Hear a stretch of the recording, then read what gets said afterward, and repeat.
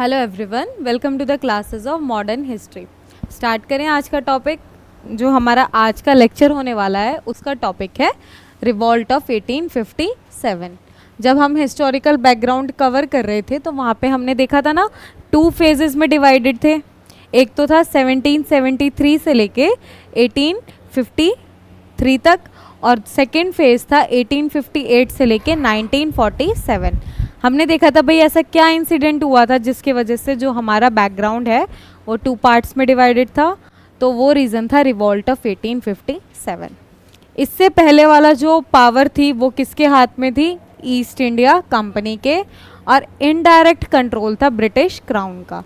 लेकिन 1857 के बाद सारी की सारी डायरेक्ट कंट्रोल जो पावर है वो किसके हाथ में चली जाती है? क्राउन के। क्राउन के हाथ में तो यहाँ पे भी थी लेकिन इनडायरेक्ट थे, यहाँ पे डायरेक्ट चले गए। ठीक है, तो रिवॉल्ट ऑफ 1857 देखते हैं क्या है। क्वेश्चंस भी बहुत आते हैं तो एक आज इसको हम लोग कवर करते हैं। ठीक है, सबसे पहला कॉजेज़ देखते हैं। अभी तक की जो हमने हिस्ट्री पढ़ी है उसमें हमने देखा है कि भाई हर लेवल पे, इकोनॉमिक, सोशल है, पॉलिटिकल, कोई भी लेवल देख लो, उस जगह पे सारी जगह सिर्फ इंडियंस को ही प्रॉब्लम फेस करनी पड़ रही थी, एक्सप्लॉयटेशन हो रहा था उनका ही, है ना। तो अब इसी वजह से क्या है, जो हमारा रिवॉल्ट है वो भड़क उठता है। उससे पहले और भी बहुत सारे ट्राइबल सिविल अपराइजिंग्स हुई हैं, लेकिन जो एक ज़्यादा लार्ज स्केल पे इम्पैक्ट छोड़ता है ब्रिटिश इंडिया पे वो है रिवॉल्ट ऑफ 1857। कॉजेज़ देखते हैं। सबसे पहला कॉज है इकोनॉमिक कॉज। इकोनॉमिक मतलब मनी से रिलेटेड, हमारी लाइवलीहुड से रिलेटेड। तो इकोनॉमिक लेवल पे इंडियंस का एक्सप्लॉयटेशन कैसे हो रहा था? Impact on traditional industries destroys India self sufficient economy. क्या मतलब है इसका? क्या मतलब है? हाँ, डी इंडस्ट्रियलाइज। अब यहाँ ये इंडियन मार्केट है और ये है ब्रिटेन की मार्केट। ब्रिटेन में इंडस्ट्रियलाइजेशन है, ठीक है। तो अब क्या था, इंडिया से रॉ मटेरियल ले जा रहे थे ब्रिटेन की इंडस्ट्रीज में, और ब्रिटेन का फाइनल गुड्स लाके डंप कर रहे थे इंडिया में। ठीक है, इंडस्ट्रियलाइज गुड्स की क्वालिटीज़ क्या क्या हैं? पहला, वो चीप होता है। दूसरा, वो टाइम कम लेता है बनने में। अगर उसको कंपेयर करें हम इंडियन गुड्स मार्केट से, हमारे यहाँ पे क्वालिटी बढ़िया है क्योंकि उस पर लेबर वर्क ज़्यादा है, मैनुअल लेबर ज़्यादा लग रही है, क्वालिटी बहुत सुप्रीम है, लेकिन वो एक्सपेंसिव है। आज के टाइम पे भी हाँ, हम लोग जैसे ऑथेंटिक अगर सोर्स ले, जैसे हाथ का काम वाली, जैसे चिकनकारी कढ़ाई का सामान ले, मतलब ड्रेसेस ले, जैसे पाशमीना शॉल ले, कितनी एक्सपेंसिव आती है ना। और उसके कंपैरिजन में तुम इंडस्ट्रीज़ में बनी हुई लो शॉल तो 200 रुपये में आराम से अच्छी क्वालिटी की मिल जाती है, वार्मथ, है ना। लेकिन जो ओरिजिनल है उसकी वैल्यू अलग होती है। तो यही प्रॉब्लम की वजह से क्या है, जो इंडियंस थे, एक तो उन पे भी पैसे नहीं है उस टाइम पे, इकोनॉमिकली वो भी वीक है, तो वो अपनी लाइफ को सस्टेन करने के लिए क्वालिटी को प्रेफर तो नहीं करेंगे ना, क्योंकि उनके पास क्वालिटी अफोर्ड करने का तो ऑप्शन ही नहीं है। तो फिर वो इन्हीं के इंडस्ट्रियलाइज गुड को खरीदने लग गए। जब वो ये वाले गुड्स को परचेज करने लगेंगे, इसकी डिमांड अपने आप ही नीचे चली जाएगी। और फिर एक पॉइंट ऐसा भी आएगा, जब कोई लोग खरीदेंगे ही नहीं तो ट्रेडिशनल आर्टिशंस, क्राफ्टमैन क्या करेंगे, अपना वो वर्क छोड़ देंगे, है ना। तो इसीलिए क्या हुआ, इंडिया की जो सेल्फ सफिशिएंट इकोनॉमी थी वो डिस्ट्रॉय होगी। पहले हम लोग सारी चीज़, खाने से लेके पहनना, घर, और देखो सारे पहले लोग घर पे ही अपना सारा काम, इलेक्ट्रिशियन का, फिटिंग का, घर बनाना भी सब लोग अपने आप ही कर लेते थे, है ना। तो अब वो सेल्फ सफिशिएंट थे हम लोग, लेकिन अब वो चीज़ हमारे यहाँ पे ख़त्म हो गई है। ठीक है, एग्रीकल्चर पे इम्पैक्ट है, अलग अलग रियायतवारी, महलवारी, परमानेंट सेटलमेंट, जिसको ज़मींदारी सेटलमेंट भी कह रहे हैं, उसके थ्रू बस रिसोर्सेज को खींचा ही जा रहा है। एग्रीकल्चर के बेटरमेंट के लिए कुछ काम नहीं है। दूसरा, उनको कैश क्रॉप्स उगाने के लिए फोर्स कर रहे हैं। बहुत सारे हमने जो एनडी की क्लास में कवर किए थे रेबेलियंस, उनका कॉज यही तो था। कॉटन और इंडिगो कल्टीवेट करने के लिए उनको फोर्स कर रहे थे, और बाद में कॉटन की जो डिमांड थी वो इंटरनेशनल मार्केट में डाउन हो जाती है, जिसकी वजह से क्या हुआ कि जो कॉटन उगाने वाले फार्मर्स थे उनको नुकसान झेलना पड़ा। तो ये इकोनॉमिक लेवल पे है। सोशल लेवल पे क्या है, क्रिश्चियन मिशनरीज यहाँ पे आ रही हैं, अपने धर्म का प्रचार कर रही हैं, तो उससे हमारे सोशल्स जो यहाँ पे है पर्सन प्रेजेंट है, उनको ऐसा लगा कि उनके इंटरफ्रेंस हो रहा है सोशल और रिलीजियस लाइफ में। जैसे क्रिश्चियन मिशनरीज अगर आ रही हैं यहाँ पे, लोगों को कन्वर्ट कर रही हैं, तो हमारे धर्म को खतरा है। British feeling of racial superiority, white man burden, वही वाला जो कॉन्सेप्ट है, क्या प्राउड रिजर्व, कि भाई हम लोग ज़्यादा सुपीरियर है क्योंकि हमारे यहाँ पे वाइट स्किन है, और जो ब्राउन स्किन है, जो ओरिजिनल कलर है इंडियंस का, वो क्या है, हमसे इन्फीरियर है। तो सुपीरियर काम करने के लिए, अच्छा काम करने के लिए, एडमिनिस्ट्रेटिव काम करने के लिए वाइट पर्सन होना चाहिए, और मैनुअल लेबर करने के लिए कौन होना चाहिए, ब्राउन पीपल। ठीक है, तो हमारी कंट्री में आके हमसे ही स्मॉल लेवल मार्जिनल वर्क करवाया जा रहा है, और खुद यहाँ पे किंग्स की जैसी हाई पोस्ट को ऑक्यूपाई करके बैठे हैं। ठीक है, तो यहाँ पे ये problem I. Administrative and political में क्या था, आके बहुत सारे डिसीजंस तो ले रहे हैं, बहुत सारे लॉ बना रहे हैं, लेकिन वो सब अपने बेनिफिट के लिए, और फिर अगर एक आधा कोई दिखाने के लिए अच्छा लॉ बन भी रहा है तो उसमें करप्शन बहुत ज़्यादा है। पॉलिसी ऑफ एक्सक्लूजन, मतलब इंडियंस को उनके फैसिलिटीज़ से, प्रिविलेजेस से एक्सक्लूड किया जा रहा है, जैसे कि इंडियन सिविल सर्वेंट्स एग्जाम्स शुरू में उनके लिए एप्लीकेबल नहीं था। इलेक्शन हो रहे हैं, इलेक्शन में डायरेक्ट इलेक्शन नाम तो दे दिया, लेकिन उसमें भी फ्रेंचाइज लिमिटेड है, जो पर्सन पढ़े लिखे हैं, जो टैक्स दे रहे हैं, तो फिर क्या है, मेजॉरिटी ऑफ इंडियन पॉपुलेशन को एक्सक्लूड करा जा रहा है। पॉलिसी ऑफ एनेक्सेशन, अलग अलग पॉलिसी की वजह से वो क्या है, यहाँ पे आके हमारे प्रिंसली स्टेट्स, हमारे राजाओं से उनकी एरिया, उनका किंगडम छीन ले है, उन पे कब्जा कर रहे हैं। जैसे डॉक्ट्राइन ऑफ लैब्स, कौन सा वो है गवर्नर जनरल, डलहौसी, और एग्जाम्पल है झांसी। ठीक है, तो बहुत सारे जो किंग्स है, जैसे झांसी की रानी है और नाना साहेब है, उन्होंने रिवॉल्ट में पार्टिसिपेट इसलिए किया क्योंकि डॉक्ट्राइन ऑफ लैब्स की वजह से उनको अपना किंगडम खोना पड़ा था। लास्ट जो रीज़न था, इमीडिएट कॉज।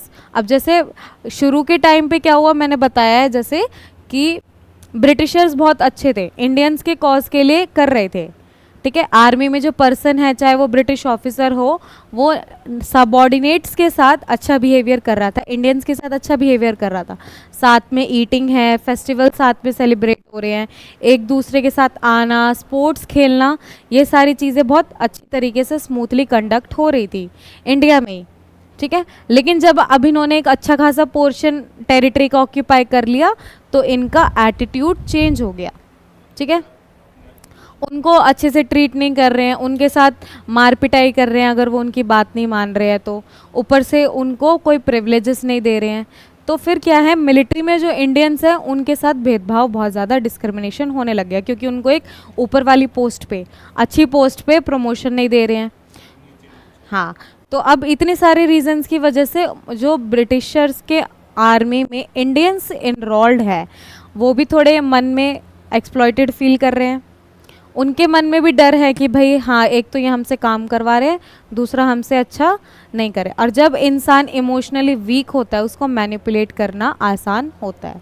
ठीक है, तो इसी इंसिडेंट के टाइम पे, इन्हीं सभी सीरीज़ के टाइम पे क्या हुआ, एक अफवाह, रूमर्स है, हम नहीं कह सकते रूमर है, हमें ऐसा मेंशन किया गया है, लेकिन कॉज जो इमीडिएट, ये तो है, ये भी कॉजेज़ है, लेकिन जब एक जहाँ पे बिल्कुल सब्र ख़त्म हो गया था, वो वाला जो लास्ट स्ट्राइक था, वो कौन सा था, ये वाला कॉज क्या था, न्यू इनफील्ड राइफल लेके आई गई थी मिलिट्री एफिशिएंसी को बढ़ाने के लिए, तो उस पर जो कार्ट्रेजेस है, कारतूस जिसको बोलते हैं, उस पर ग्रीसिंग की जाती है, और उसको खोलने के लिए, ओपन करने के लिए बाइट, दांत से फाड़ना पड़ता है। तो यहाँ पे एक ऐसी न्यूज़ सामने आती है कि भाई जो वो ग्रीसिंग की जा रही है, वो पिग और काऊ का फैट से की जा रही है। तो पिग मुस्लिम्स के सेंटिमेंट को हर्ट करता है, और बीफ इंडियंस के सेंटिमेंट, हिंदूज़ के सेंटिमेंट को हर्ट करता है, सॉरी इंडियंस तो दोनों है, लेकिन पिग मुस्लिम सेंटिमेंट को हर्ट कर रहा है और बीफ हिंदू सेंटिमेंट्स को। तो इसीलिए दोनों कम्युनिटीज़, हिंदू और मुस्लिम्स, आपस में क्या करती हैं, यूनाइटेड हमें देखने को मिलेगा। और फिर रिवॉल्ट करती हैं अगेंस्ट ब्रिटिशर्स, ठीक है, आउटरेज हो जाते हैं, मतलब बहुत गुस्सा भर जाता है उनमें, और फिर वो क्या करने लगते हैं, ब्रिटिशर्स पे संदेह करने लगते हैं कि भाई हाँ हमारे साथ तो ये पहले अच्छा बिहेव नहीं कर रहे, तो अब ज़रूर इनका एम है कि भाई ये हमें अपने ईटिंग हैबिट्स में किसी न किसी तरीके से ढाल के हमारा धर्म परिवर्तन कर दे। दूसरी जो एक और हमें यहाँ पे इंसिडेंट देखने को मिलता है कि एक तो जो इंडियंस हैं उनको अनपैलेटेबल फूड दिया जाता है, ठीक है। एक फूड होता है जो खाने में टेस्टी नहीं है, एक फूड है जो खाने लायक नहीं है, दोनों में फ़र्क है। जो खाने में टेस्टी नहीं है उसको खा सकते हैं, बस उसमें टेस्ट की कमी है, लेकिन जो अनपैलेटेबल है, मतलब जो पैलेट को सुहा ही नहीं रहा, जो खा ही नहीं सकते हैं, इंडियन सोल्जर्स को वो फूड सर्व किया जा रहा था। और उसमें भी जो आटा है उसमें ये बोला गया कि आटे में काऊ के बोन्स का डस्ट मिलाया गया है, ठीक है। तो जब बहुत सारे सोल्जर्स खाने से मना कर देते हैं तो उनको वापस से मारा पीटा जाता है, उनकी रैंक्स उतार दी जाती है, ठीक है। तो ये सारे हमारे कॉजेज़ थे। अब ये कॉजेज़ चल रहे हैं तो अब कहीं ना कहीं रिवॉल्ट भड़केगा, और फिर ये हमारे प्लेसेस हैं, इसको बाद में देखते हैं, पहले इवेंट्स देखते हैं, ठीक है। बराकपुर में क्या हुआ, 29 मार्च को मंगल पांडे के बारे में हमने सबने सुना हुआ है। तो मंगल पांडे ने क्या है, रिवॉल्ट के अगेंस्ट, मतलब ब्रिटिशर के अगेंस्ट एक रिवॉल्ट छेड़ा और वहाँ के ब्रिटिश ऑफिसर को मार दिया, ठीक है। बदले में उसको पकड़ के हैंग्ड, फांसी की सज़ा सुनाई गई, जिसके वजह से जो उसके आसपास के यूनिट वाले लोग होंगे उनके मन में, उसके सिपाहीज के मन में क्या है, एंगर भर गया। ये इंसिडेंट है। इसके बाद मेरठ में क्या होता है, 24 अप्रैल में 90 man of 3rd native cavalry, जैसे कैवलरी और इन्फेंट्री होती है ना, कहाँ पे, 24 या 23rd, कहाँ पे डेट्स हम लोग वो करें, लेकिन 24 या 23rd इनमें से कोई एक डेट है, ठीक है। टेक्स्ट बुक्स में दोनों मेंशन है, ठीक है। तो अब कैवलरी और इन्फेंट्री में फ़र्क क्या होती है, infantry by foot soldier, cavalry horse के ऊपर जो सोल्जर्स प्रेजेंट है, आगे समझ। तो नेटिव कैवलरी थी वो कहाँ पे थी, मेरठ में थी। उन्होंने ग्रीस्ड कार्टेज को यूज़ करने से मना कर दिया कि भाई हम ग्रीस्ड कार्टेज यूज़ नहीं करेंगे। तो बदले में क्या हुआ, 85 ऑफ देम को डिसमिस कर दिया उनकी पोस्ट से, और साथ में उनको 10 साल की सज़ा सुनाई गई, ठीक है। 9 मई को उनको इम्प्रिजनमेंट, कोर्ट मार्शल दिया गया, ठीक है। तो क्या हुआ, अगले दिन 9 मई को पनिशमेंट हुई, उनको जेल में बंद कर दिया होगा। 10 मई को उनके आसपास वाले लोग मिलते हैं और पहले तो ब्रिटिशर्स ने जिनको सज़ा सुनाई थी उन सिपाहीज को आज़ाद करते हैं। सभी लोग यूनियन बना के कहाँ जाते हैं, दिल्ली की तरफ मार्च करते हैं। तो 9 को अरेस्ट हुए, 10 को रिलीज़ किया और 11 मार्च को पहुँच गए दिल्ली मार्च करते करते, ठीक है। इससे पहले एक और बंगाल में एरिया था जिन्होंने रिफ्यूज़ किया था कि हम कार्टेज यूज़ नहीं करेंगे, तो ब्रिटिशर्स ने उनकी पूरी यूनिट को ही डिसबैंड कर दिया था, ठीक है। अब मार्च टू दिल्ली, फ्रीइंग करने के बाद अपने कॉर्पोरेट्स को, ऑफिसर्स को मारते हुए दिल्ली की तरफ मार्च करते हैं। और किसके, कौन से एम्परर की पैलेस में, मतलब कि हाँ वो क्या करते हैं, इनक्रोच करने की कोशिश करते हैं। रेड फोर्ट कौन सा है उस टाइम पे, बहादुर शाह जफर, ठीक है। लेटर मुगल्स की शुरुआत भी बहादुर शाह से हो रही है और एंडिंग भी अब देखो बहादुर शाह से ही होगी, ठीक है। अब यहाँ पे बहादुर शाह थे जो, वो खुश नहीं थे अपना सपोर्ट देने के लिए, क्योंकि एक क्या रीज़न है, वो बहुत ही ज़्यादा ओल्ड थे। लेकिन जब वो देखते हैं कि भाई सिपाहीज में बहुत ज़्यादा गुस्सा बढ़ गया है, अगर मैं भी इनको सपोर्ट नहीं करूँगा तो ये मेरे भी अगेंस्ट हो सकते हैं, तो ना चाहते हुए भी बहादुर शाह क्या है, एक तरीके से रिवॉल्ट को अपना सपोर्ट देते हैं। अब उस टाइम पे चाहे वीक हो चाहे कैसे भी हो, पूरे इंडिया का एक तरफ से रिप्रेजेंटेटिव तो कौन ही थे, बहादुर शाह ही थे। तो अब जब बहादुर शाह की ही उनको परमिशन मिल गई है तो एक तरफ से पूरे नेशनल को एक सिंबलाइज हो गया, पूरी नेशनल में एक तरह से हमें क्या मिल गया, अप्रूवल मिल गया, है ना। अब एक इम्पॉर्टेंट जो यहाँ पे हमें मार्क देखने को मिलता है रिवॉल्ट ऑफ 1857 में, वो है हिंदू मुस्लिम की यूनिटी, ठीक है, मेरठ और दिल्ली में। क्योंकि अब यहाँ पे जो लीडरशिप है जिसकी पूरी ऑल इंडिया, जिसको ऑथेंटिकेट जिसने किया है रिवॉल्ट को, बहादुर शाह, वो खुद एक मुस्लिम है है ना। तो पूरे रिवॉल्ट को मोहर देने वाले बहादुर शाह जो एक मुस्लिम है, ठीक है। तो अगर इंडियंस ने उनको एक्सेप्ट किया है, हिंदूज ने उनको एक्सेप्ट किया है, तो एक तरफ से क्या देखने को मिलता है कि भाई हमें यूनाइटेड है, क्योंकि अब यहाँ पे एक मुस्लिम को देखो हिंदूज भी सपोर्ट कर रहे हैं, ठीक है। आ जाता है मेरठ और दिल्ली में देखो, Hindu sepoy overwhelmingly declared Bahadur Shah to be their emperor. अब यहाँ पे ये नहीं है, डिवीजन बाद में आता है, ठीक है। हम लोगों ने अपने आप को डिवीजन रिलीजन के बेस पे बिल्कुल कट्टरपंथा बाद में आई। हमसे पहले देखो लेटर मुगल्स से पहले जो स्ट्रॉन्ग मुगल्स थे, अकबर थे, शाहजहां थे, उन्होंने हिंदूज के लिए भी काम किया, ठीक है। और बहुत सारे ऐसे इंसिडेंट भी देखने को मिले हैं जब हिंदू रूलर थे और मुस्लिम्स आराम से काम करते थे, ठीक है। तो ये जो डिवीजन आया हिंदू मुस्लिम के नाम का, ये क्या है, बाद में ब्रिटिशर्स ने दिमाग में डाला, तब हमारा यहाँ से भड़का है। उससे पहले सब आराम से साथ में फेस्टिवल सेलिब्रेट करते थे एक साथ, पूरा हमारे यूनाइटेड देखने को मिलता था, ठीक है। तो अब ये हिंदू मुस्लिम यूनिटी का जो एक फैक्टर है, जो हमारे इंडिया का भी एक स्ट्रॉन्ग सिंबल है यूनिटी का, वो भी हमें रिवॉल्ट में देखने को मिलता है। और साइन ऑफ रिस्पेक्ट की वजह से towards Hindus religious beliefs cow slaughter को बैन कर दिया गया था, ठीक है। जब जैसे मुस्लिम्स ने, हिंदू ने मुस्लिम राजा को अपना पैट्रोनेज दिया है, तो बदले में मुस्लिम्स क्या करते हैं, हिंदुओं के सेंटिमेंट्स को रिस्पेक्ट करते हुए काउ स्लॉटर को बंद कर देते हैं जहाँ जहाँ पे सिपॉयज अराइव करते हैं, ठीक है। अब यहाँ पे देखो अगले महीने तक पूरे बंगाल में आर्मी, बंगाल आर्मी भी क्या है, रिवॉल्ट के लिए खड़ी हो जाती है। और नॉर्थ वेस्ट सेंट्रल इंडिया पूरा रिवॉल्ट के कैप्चर में आता है। बस कौन से इंडिया का पार्ट रह जाता है, साउथ इंडिया। साउथ इंडिया में हमें रिवॉल्ट का असर कम देखने को मिलता है। सेंट्रल इंडिया में इंदौर के 1000 ऑफ सोल्जर सिपॉय को ज्वाइन करते हैं, और ग्वालियर का ट्रूप भी तात्या टोपे और रानी ऑफ झांसी की हेल्प के लिए जाता है, ठीक है। तात्या टोपे, रानी झांसी, सीरियल में तो देखा ही है, ठीक है। ईस्ट पंजाब, मणिपुरी, बुलंदशहर, दानापुर, मथुरा, आगरा, लखनऊ, इलाहाबाद, बनारस, शाहबाद, इटवा, अलीगढ़, जहाँ जहाँ पे भी इंडियन ट्रूप्स मतलब गए, स्प्रेड हुए धीरे धीरे, वहाँ वहाँ पे हमें रिवॉल्ट देखने को मिला, ठीक है। अब कुछ इंपॉर्टेंट सेंटर्स देख लेते हैं और उनके लीडर्स। सबसे पहले दिल्ली, दिल्ली में बहादुर शाह जफर हैं, लेकिन जो ओरिजिनल जिन्होंने अपना लीडरशिप करी वो कौन थे, जनरल बख्त खान थे। लखनऊ में बेगम हजरत महल, बिरजिस कादिर और अहमदुल्ला, ये दोनों क्या है, फैमिली से बिलोंग करते हैं, एक्स अवध रूलर, मतलब जिनको मिस गवर्नेंस के नाम पे हटा दिया था, उनकी फैमिली से हैं। कानपुर में नाना साहेब, क्योंकि इनको डॉक्ट्राइन ऑफ लैप्स की वजह से हाँ किंगडम खोना पड़ा था। राव साहेब, तात्या टोपे, तात्या टोपे, नाना साहेब तो नेपाल एस्केप कर जाते हैं, तात्या टोपे को उनका फ्रेंड बिट्रे कर देता है, जिसकी वजह से उनको मर जाते हैं वो। हाँ, झांसी में रानी लक्ष्मीबाई, रानी लक्ष्मीबाई, और झांसी में किसने रिवॉल्ट को सप्रेस किया था, एरियाज लिखवाए हुए हैं ना मैंने। बिहार में कुंवर सिंह, डिस्पोज जमींदार हैं ये। राजस्थान में जयदयाल सिंह और हरदयाल सिंह। फरुखाबाद में तुफजल हसन खान। असम में कंडपरेश्वर सिंह और मनीराम दत्ता बारो। और उड़ीसा में सुरेंद्र शाही, उज्जवल शाही। एक मैंने तुम्हें जगह लिखवाई थी जहाँ पे लियाकत अली थे, कहाँ है वो एरिया बताओ,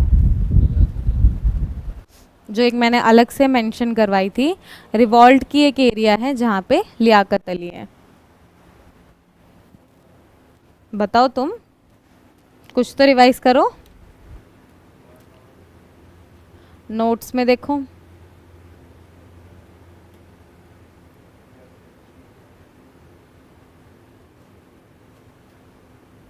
और रिवॉल्ट को सप्रेस कहाँ कहाँ पे किस किस ने किया ये भी लिखवाया हुआ है। हग मतलब HUGHROS, हाँ। रानी लक्ष्मीबाई यहाँ पे सप्रेस किया, यहाँ पे दिल्ली में निकोलसन ने, गुड। और कहाँ पे रह गया, कानपुर में कैंपबेल ने, हाँ।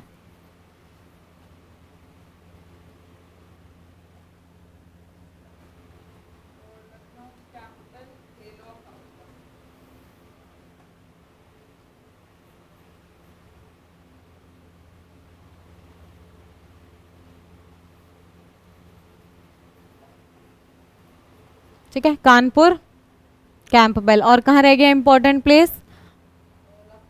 लखनऊ में, हाँ लखनऊ में कैंपबेल, हेलॉग, आउटरैम। आउटरैम लेम भी है दिल्ली में, मैंने बताया था ना। ठीक है, तो जितने अच्छे जोश में ये रिवॉल्ट उठा उतने ही जल्दी सप्रेस भी हो गया, क्योंकि कुछ लिमिटेशंस रही होंगी। वो लिमिटेशंस क्या थी देखें एक बार।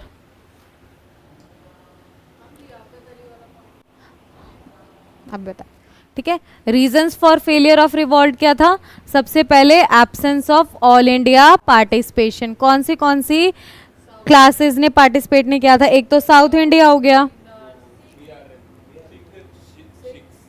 और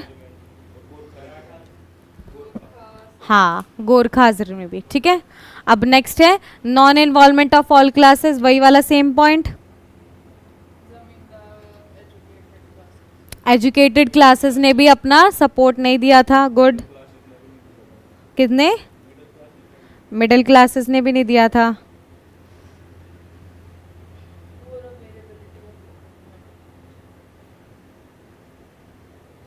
आगे, हाँ लियाकत अली जो आप पूछ रहे हो वो इलाहाबाद में है,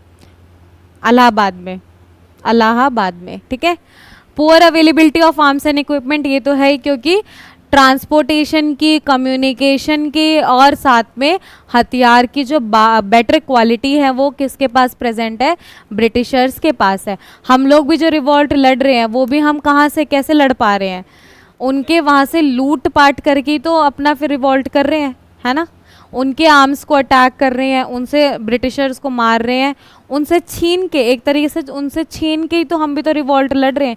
हमारे पास तो खुद अवेलेबल नहीं है ना, जिस वजह से रिवॉल्ट ही बहुत जल्दी सप्रेस हुआ और सारी जगह मिलिट्री एक्शन करा गया। ठीक है, अनकोऑर्डिनेटेड एंड पुअरली ऑर्गेनाइज्ड। अब रिवॉल्ट पूरी जगह एक साथ स्टार्ट नहीं हुआ है ना।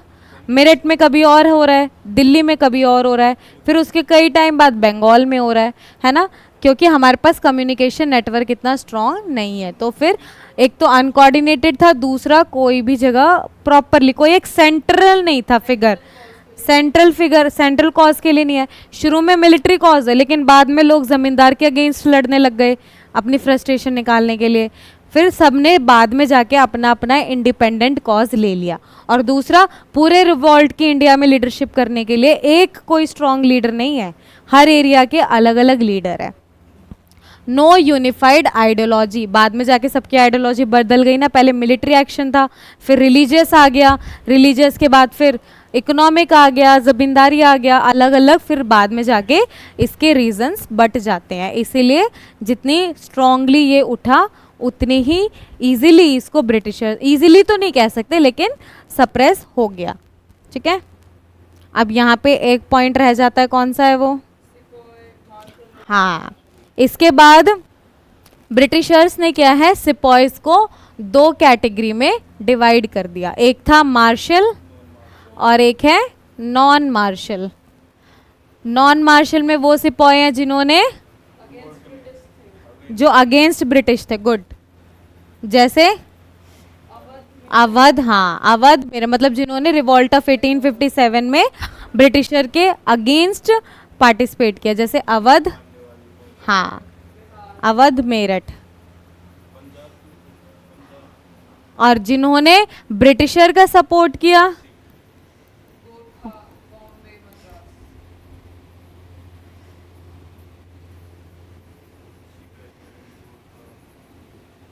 ठीक है, चलो गोरखास, मद्रास, बॉम्बे, क्योंकि ये उनकी प्रेसिडेंसीज भी हैं।